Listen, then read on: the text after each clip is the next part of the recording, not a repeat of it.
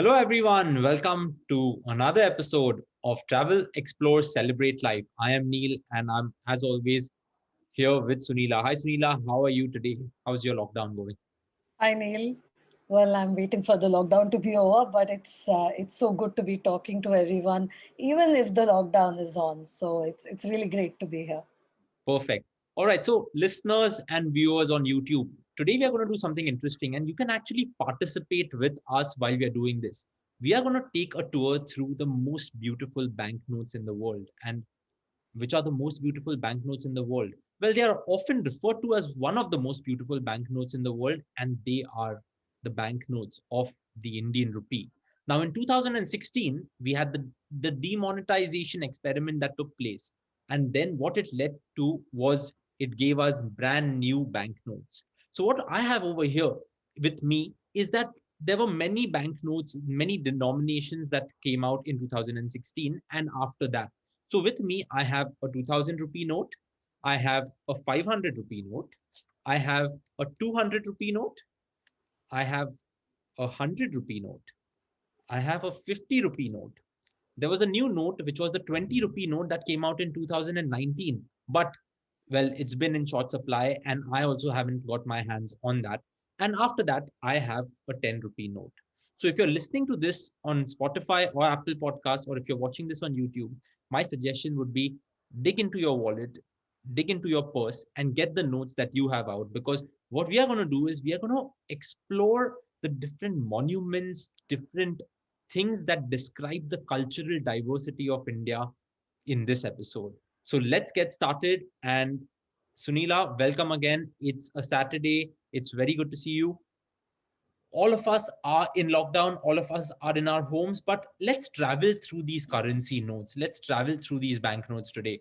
And in 2016, these notes were released, and ever since then, we have been seeing these notes. And of course, we are going towards a digital economy, but these notes like are something that we see every day. And one of the most beautiful ways that governments use their banknotes to showcase the cultural diversity of a country or the history or the tradition of a place is through these currency notes. So where do you think we should start?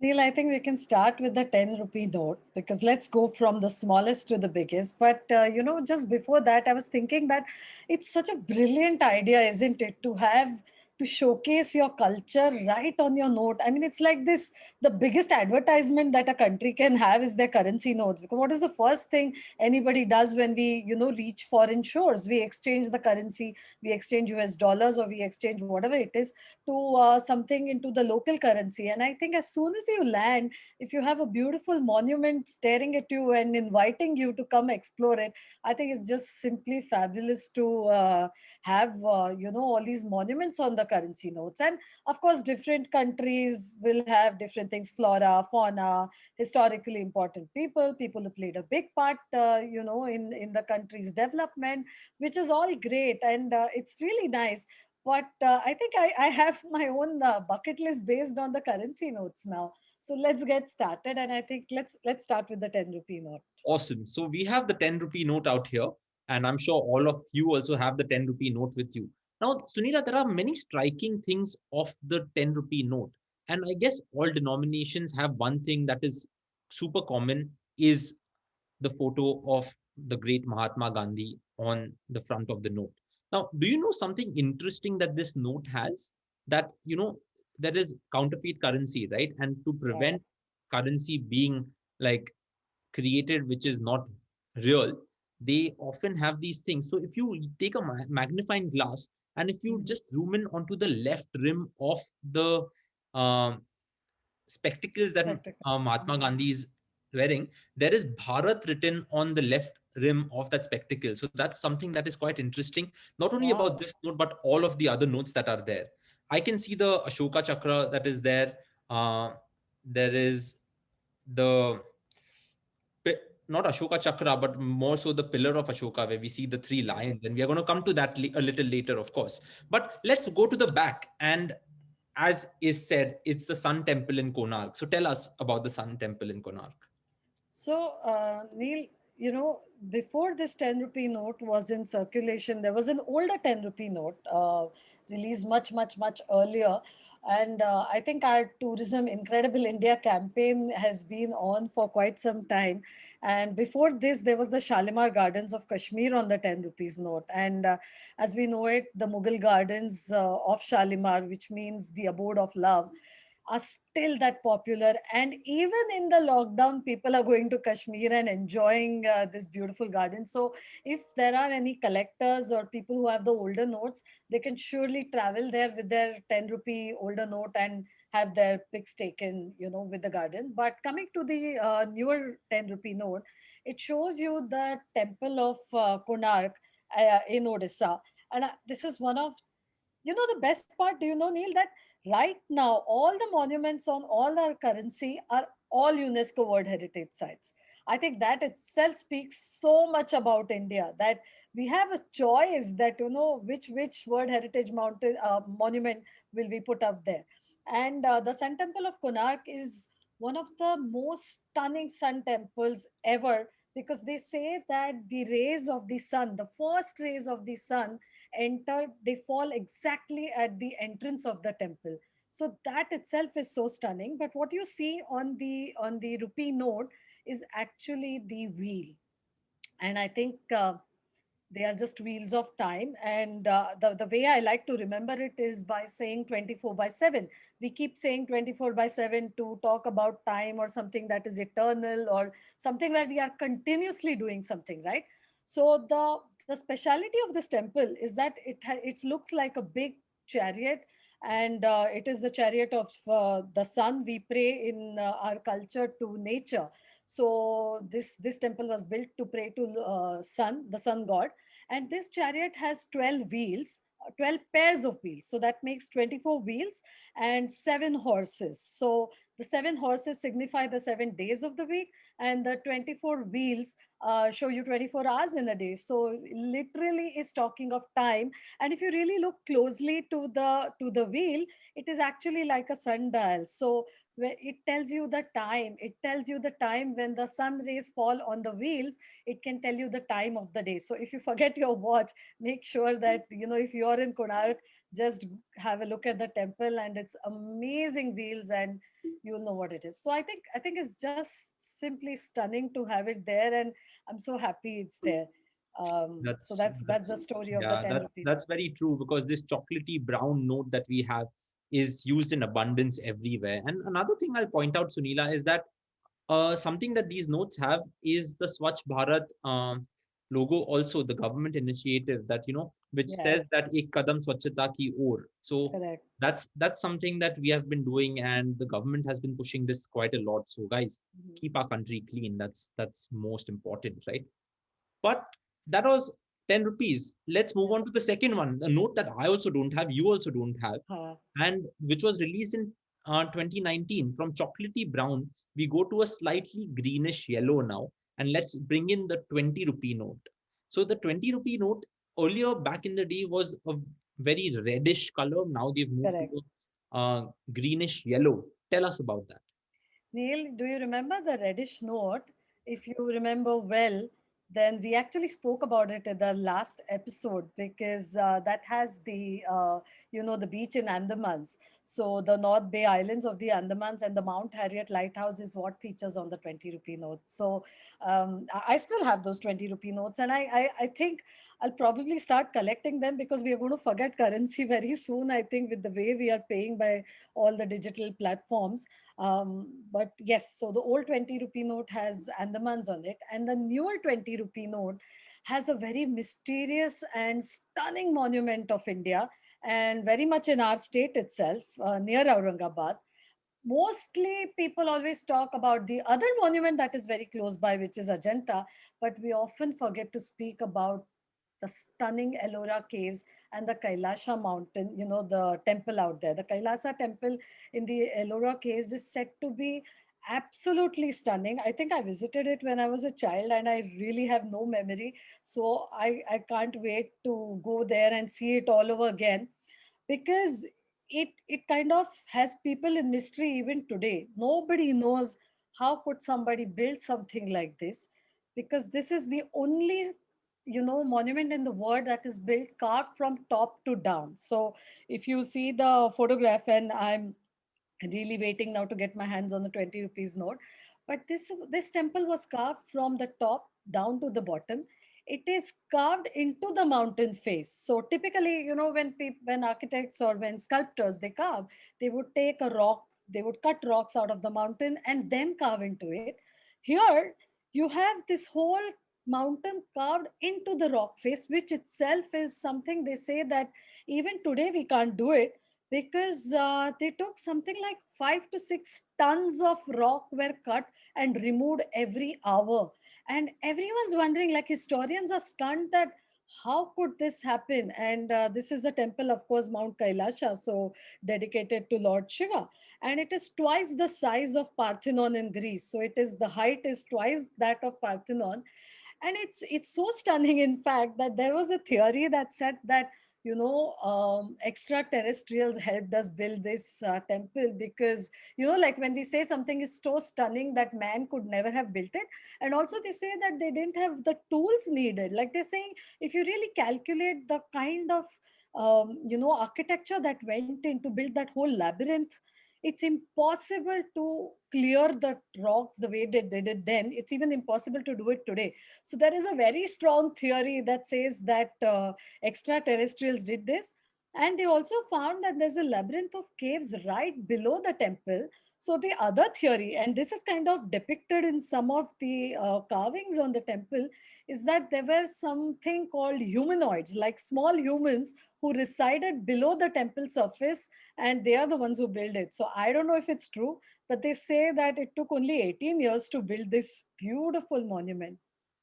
Again, a very well deserved UNESCO World Heritage Site.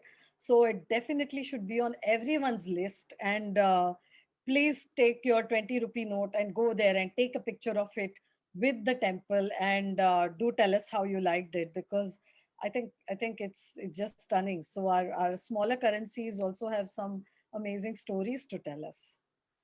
And well, I'll totally agree with that because I think as you have different currency notes with you, you just get to see these different monuments, and you are constantly reminded that India, being the seventh largest country in the world, uh, it's quite like we just have so much that tells us about our history, so many things that have happened, and then like over the years, like India's just built its culture up over that. And I think these currency notes display this in the perfect manner.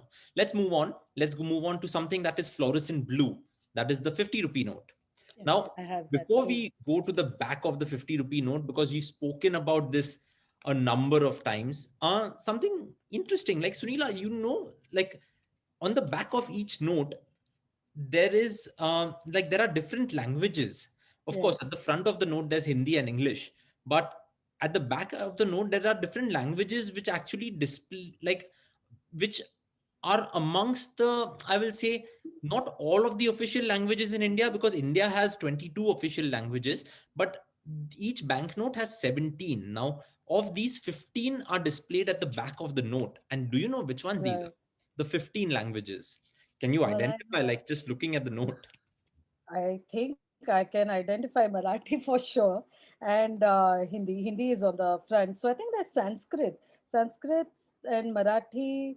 I'm sure there's Bengali and two of the South Indian languages.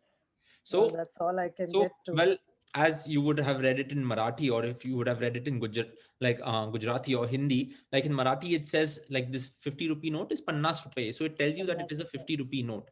But the languages that it has are Assamese, Bengali, Gujarati, Wow. Kannada, Kashmiri, Konkani, Malayalam, Marathi, Nepali, Odia, Punjabi, Sanskrit, Tamil, Telugu, and finally Urdu. Wow. Now, these are 15 of the official languages that are printed on this note. But at the same time, there is another interesting thing about the note. And what is that? So basically, the note has a certain way it is printed, which is called the intaglio type of printing, which makes it easier for vision impaired people also to read it. So, like, if you can't see it, but the way the note has been printed, there are certain parts of the note where if um people who are not able to see, or like who are visually impaired, touch the note, they can make out that this is a 50 rupee note. So that is also a very interesting part of this note that is there. But let's come to the monument on it. And I think this has been seen on Instagram with people holding this note the way I'm holding it with the temple that is there. So tell us Right. about I Hampi. think you can fold the note and then take your picture, right? Yep. Yes, And that's Hampi. our episode cover, by the way. So Oh, yep. wow. Okay. Um, One of my favorite places in India, and like I mentioned, it was on my bucket list for traveling this year as well, but I have to wait a little and I will. I've been to Hampi, but like I said again and again, I would always love to go back there. We've discussed this in one of our previous episodes, but this amazing city was the second largest city in the world in the medieval times. So it just tells you how much history and how much of a story is there behind it. Capital of the Vijayanagara Empire in the 14th century, and this is a massive complex of monuments. So it's not just one monument that you go to see here. Of course, what is featured on the note is the Vittala Temple. So you have the Vittala Temple, and then you have the main temple with its private courtyard, and you have the chariot-like structure that is the shrine for Garuda. So again, our mythology is reflected again and again. We've always seen in different ways on different monuments, and so it is with this as well. Like we mentioned the last time, in the same complex, there is also the musical, columns. So you can go in there and see that, and then you can go in and see the other structures around, or you can go take a hike and go up in Hampi. So it's just amazing because and the best part, Neil, I don't know if I told you, I was really pleasantly surprised. But when we went there, is that Hampi, even with all its history that we have, is definitely catching up with modern times. So when we went there, I was really pleasantly surprised to see that they have these small electrical buggies like golf carts that take you around. So you're avoiding pollution and protecting the monuments as well. So the Vittala temple with its chariot, which stands there, is right on a 50 rupee note. And when I went, we didn't have this 50 rupee note, or I would have my picture with the chariot and the temple as well. Well, that's But why you should go again, right? For everyone yes, who's been just to waiting. Hampi. But here I'd like to point out that, when we did our episode on Hampi, we spoke about Hippie Island in Hampi also. But over the years, the local municipal corporations there have cracked down on many illegal establishments that are there. So there may be some things that would have been mentioned in that episode that are no longer there, but there are newer things that have come up. So a point to note about that thing, that is the hippie island at Hampi. But from here, let's move on to something that is the 100 rupee note. Now, the 100 rupee note. Now, Sunila, you are telling us about all of these monuments, but I'm telling you Uh-huh. about all of the security features on these notes, right? Right. So, well, all of us have grown, like, we hold the note, we look up to the sky, and we see another, like, Yeah. If it another has face the of Mahatma Gandhi out there, right? So right. that is for security purposes. Similarly, that strip that we see is to like, if you want to make sure that this is a legitimate note, then that Yes. is the strip is there. But another thing that has come out in these notes is that the numbering on the bottom right and the top left, that you can see, like the bottom right and the top left, is not of the same size. It grows as you go about. So this has been done to ensure that, it's not very easy for any designer to just create a version of the note and print it. So it has Wow. been done to make it slightly difficult. Then there is another thing about these notes, is on the bottom left, on the front bottom left, there is this blackish thing that you see, which is called microprint technology. Now it's not a blackish thing, but then if you were to see it at a distinct angle, that dark thing, that dark patch, actually tells you the denomination of the node that it is, like, that is there. So that is another security feature. Now, when I turn around, I see something that, like, we were at Hampi, which is almost South India. Then we went to Aurangabad. Now I think we have to go to Gujarat, right? That's right, Neil. And What do thank you we for see? all the additional information about the notes. I never looked and noticed that the numbers do indeed grow bigger. So it's really nice to know all of that. I'm looking at our own currency in a new light today. But yes, let's go to Gujarat. And one of my most favorite monuments as a woman is Rani Ki Vav. Rani, as you know, queen. So, and Vav is a well. So, the step well of the queen. And Neil, most of the monuments like which were built for love were built by the kings for the queens, right? But this is one monument which was built by the queen for her husband. So Rani Udaymati built this for her husband, King Bhimdev, and I think by while doing that, like she commissioned it to be built. And again, it is one of the monuments that has architects all around the world astounded that how can some things be functional and beautiful at the same time. And I think that's such an important aspect, right? Because mostly we see structures that were built which are functional, but they are just, even today, I mean, it's so difficult to put in beauty into something that is functional. But they managed to do that in the 11th centuries when this Rani Ki Vav was built. And of course, a step well is built so that you can have water coming to access water and have it as a well. And there was a river flowing very nearby, River Saraswati was flowing nearby, and that's how was feeding this well. And they say that the well also had some magical powers, like the water in it was healing and miraculous is what they say. So this is again beautiful seven levels. It depicts all the forms of Vishnu. So Krishna avatar, all his avatars, Varaha, all of that can be seen in some more than 500 main sculptures here. So the best part, you know what, Neil, this is, I think they take everything and they convert it into something beautiful. So this is uh, like an inverted temple. Typically temples have their apex at the top and then it kind of goes down like a pyramid. But because they were building down and into the well, uh, if you see it, it's like a temple turned upside down, which is just so beautiful. And along with Vishnu, the avatars of Vishnu, the sculptures also show apsaras and yogini and nagakanya, and it shows all the sola singar, the 16 ways of getting dressed and of charming women. So I think it definitely has a women's touch out there in what it was built. And the story here is that there was a flood, and River Saraswati was later, because of the tectonical plate shifting, the river no longer exists there. And then there was a big flood and there was silting, and this beautiful structure was covered for almost 700 years. And after that, the Archaeological Society of India started digging it, and after 40 years of efforts they managed to really excavate the temple. And yes, so we can, thanks to their efforts, we can go and see it today. What is also stunning is that there was a 30-kilometer long tunnel that connected the temple from Patan to Sidhpur. Of course, it's closed today due to security reasons and all of that. But I think there is just so many amazing stories and so much history that we have.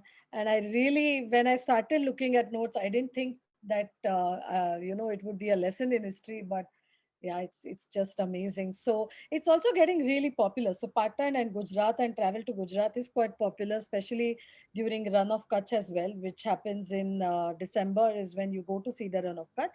And I think it's a great idea to add it along with that. Or hopefully if the Navratris take place this year, then definitely you can go to Ahmedabad, have take part in the Navratri festival and go visit the Rani Ki Vav, the stepwell of Rani Udaymati. I actually like the reference that you made to it being an inverted temple, because you never think about it that way, but that is quite cool. And also the 30-kilometer long tunnel, this is just like, it just blows my mind that back in the day when we were doing the episode on forts of Maharashtra also, Mhm. uh, that there were so many of these tunnels that were created across India just for, like, someone to escape, or Yes. someone, like, just as backup for something, that it's just astonishing and amazing. Like, I think that is just incredible. But yep, Gujarat on the list, on the bucket list, as soon as we are out of this. From this, let's move on. Now comes, like, we were at lavender, the 100 rupee note. Now comes the 200 rupee note. Now, this was actually launched in 2017 and not 2016. So, and as we have it, Mahatma Gandhi on the front of it, but on the back of it is something that is in Madhya Pradesh. That is the Sanchi Stupa. Now, Sunila, I know that this is one monument.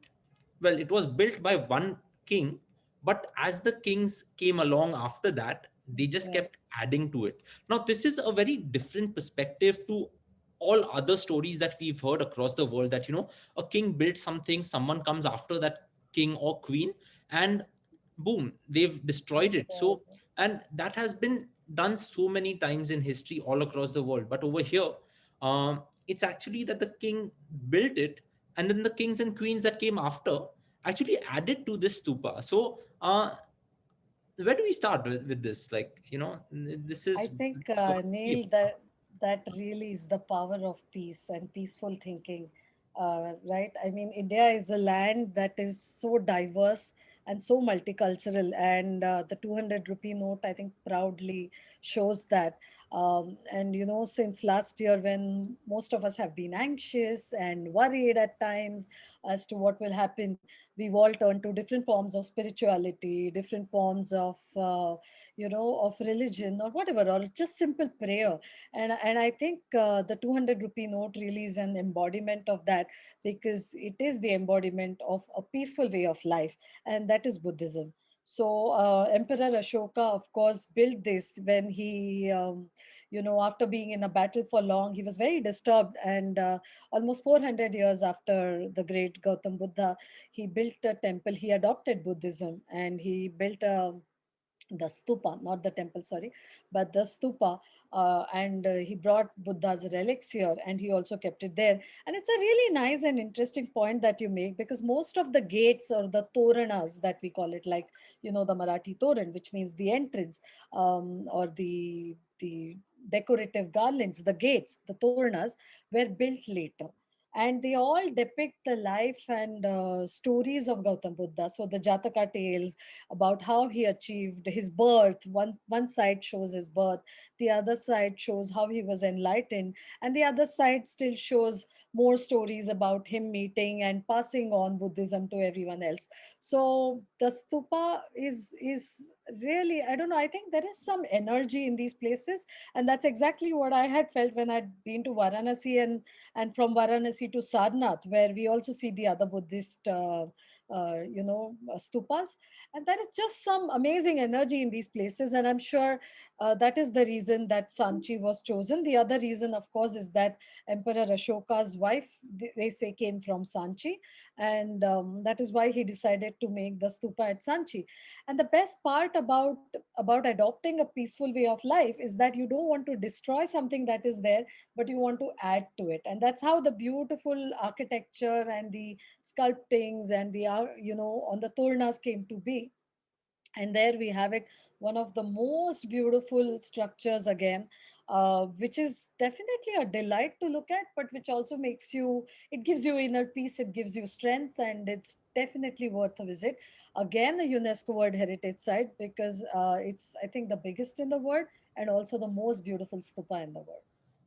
I actually like the fact that the government has taken this step by step, right? The government or Yes, whoever designed these notes. correct. So basically, up until 2010, we actually didn't have a symbol for the rupee, right?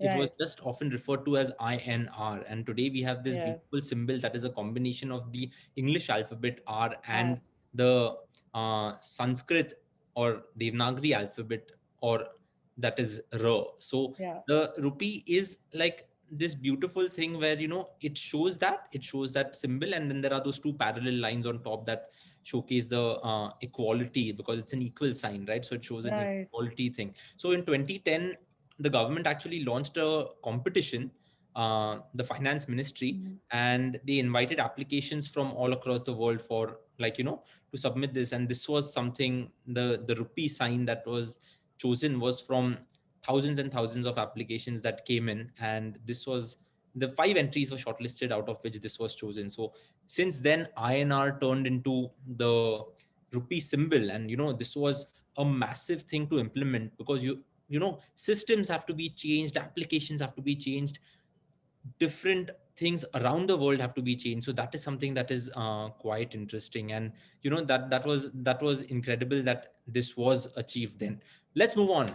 Let's move to the capital now, and let's come to the 500 rupee note. Now, there is something interesting about this note also from a security point of view, but I'm going to come to that a little later. Let's go to the capital and let's talk about what we have at the back of this note. What is it, Sunila? I think Neil, again, we've seen some Hindu temples, we've seen mythology, we've seen a Buddhist stupa, and now we come to something Mughal inspired, because this is the Red Fort. And for every Indian who proudly, hoists the flag on 15th August on our Independence Day, we've seen every Prime Minister of India hoist the flag from the Red Fort. So it has a really special importance. Um, so it's really nice to see the Red Fort out there, because every time you look at it, it reminds me of how what a privilege it is to have freedom, to be free, and of what a great country we have. Um, but do you know that the Red Fort was not actually red? It was white in color. So the Red Fort, though it is called the Red Fort, was built out of limestone and was white. And then when the stone started, because limestone is quite soft, right? So it started chipping off, and then the British painted it red. And then later they used, of course, red sandstone as well to build it. So parts of the fort were actually white, and it was known as Kila-e-Mubarak, which means the Blessed Fort. Um, and has been home to the Mughal dynasty for over 200 years. So you see, all the Mughal emperors have been there, and they have used that. And in fact, the Kohinoor diamond, the largest diamond in the world, was on the throne of Shah Jahan in this very fort, before it was taken, of course, to be in the Queen's, the crown. So yes, there is so much history just right here at our doorstep and in Delhi, and it is the largest monument in Delhi. And every year on 15th August we see it. And the thing is that the gate, it has many gates, Delhi Gate, but the gate from where the PM goes in to hoist the flag is actually called Lahore Gate, because of course, before partition we were all one country, and so that was, the gate was known as Lahore Gate. So till date it is called Lahore Gate. And this is a beautiful example of a mixture of architecture. So you have Mughal architecture, Persian architecture, Timurid, Hindu, all kinds of architectures, a beautiful amalgamation that you see here. So, sometimes we take our capital for granted, and we just pay a visit there to eat some of the best food and or do some shopping and come back. But next time around, I would suggest, if you're going to Delhi, again, the winter is coming. It's the best time to visit Delhi. Go in there, have your fill of all the wonderful food that Delhi has to offer, but also take some time to appreciate the monuments that are there in Delhi. And if you take a guide, you'll really enjoy it much more. So yes, that's a story of the 500 rupee note there. Well, the Red Fort or the Lal Killa, I totally agree that, this is something that um, you should definitely visit. And you know what's interesting about this note, Sunila? When you hold this note under a UV light, of Okay, course, this strip that is there, that is there for the security counterfeit. purposes, and Yeah, so that it cannot, it's not easy to like make fake currency, is there. But the tricolor that is there on top of the fort right. also stands out and also shines, it Wow. illuminates under UV light. So the flag that is there, the Indian flag that you see on the note, is actually something that illuminates and it lights up. So when you hold it under a UV light, so that is also quite interesting. And it is so apt, right? The 500 rupee note was the note that came out first before the next one, that is the 2000 rupee note. But the designers of these notes also ensured that with the 500 rupee note, we reached the capital of our country, that is New Delhi. So that was quite interesting. Now, we've had so many notes, all UNESCO World Heritage sites, but you go to the 2000 rupee note, and then the 2000 rupee note takes things a little further, but it's not a UNESCO World Heritage site because it's not a site at all. What are we seeing here, Sunila? Neil, I think it is a hint about space tourism, and we can definitely look at it like that. But Definitely. it is something that all of us as Indians would be really proud about it, because it shows the Mars orbiter.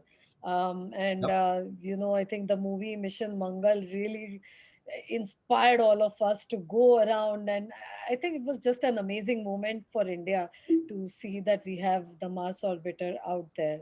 What do you Yeah, think? the Indian Space Research Organization has been doing a great job, and one of the biggest achievements that we've had was the Mangalyaan, which has been the Mars orbiter, like which has been orbiting Mars since 2014. And India was the first space agency to actually achieve it in the first attempt itself. So that was something that it was like amazing. And if you really want to know all of that, I think Mission Mangal is a good movie, although there is like a lot of Yeah. Bollywood theatrics in there, but totally. But the reason the Mangalyaan was put on this 2000 rupee note is to show that India is going places. India is not only within itself, but India is not only going to the moon, but it's actually going to Mars. So it was India's first interplanetary mission, and then that was achieved. So the Mangalyaan being here actually, like while speaking about this, I'm getting goosebumps because it shows you what our country is made of and what our country is capable of. So that is an incredible thing.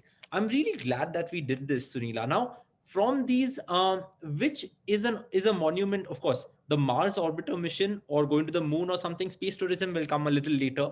But now let's come to the bucket list that you may have. We have the Sun Temple in Konark. We have Yes. the Ellora Caves in Aurangabad. We have the The Red Fort Rani in Ki Delhi. Vav, We Patan, have the Rani Ki Vav in Gujarat, and we have the Sanchi Hampi. Stupa, Yeah. and then we have Hampi. Where do you think you are going to go first?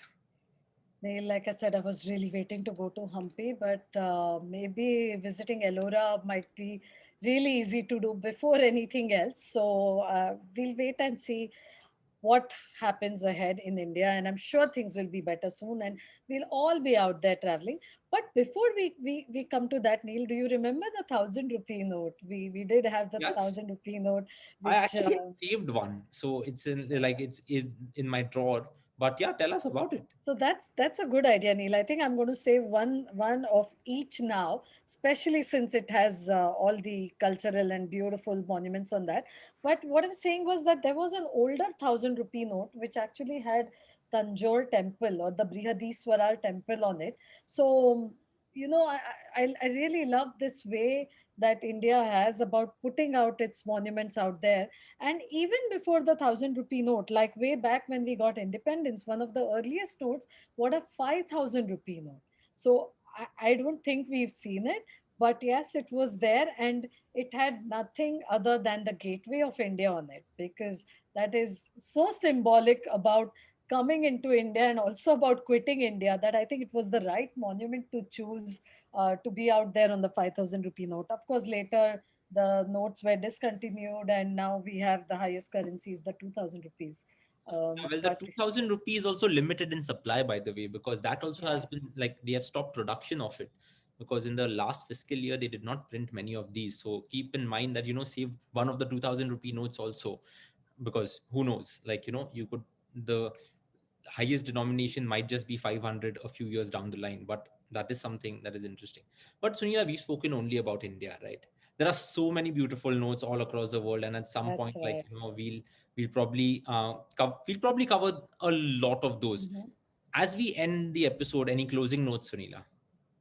I think, Neil, you just gave me a really good idea. So, what I'm going to do is when travel starts again, I'll keep my bucket list ready and I'm just going to reach into my wallet and I'm going to pull out the first note that comes and I will plan to go there and see that place. And as soon as international travel opens, I'll probably pull out some of the old currencies and check where is it that I can visit so that we can go back to exploring newer places. So I'm really looking forward to, and I'm so happy that currency is the new travel inspiration for me. But yes, so over to you. And I'm really happy to do this episode because there is so much more that we learned about currency. And thank you for all those little details about the currency as well. It's amazing to know that there is so much in that one note that we hold in our hand. So it's just amazing.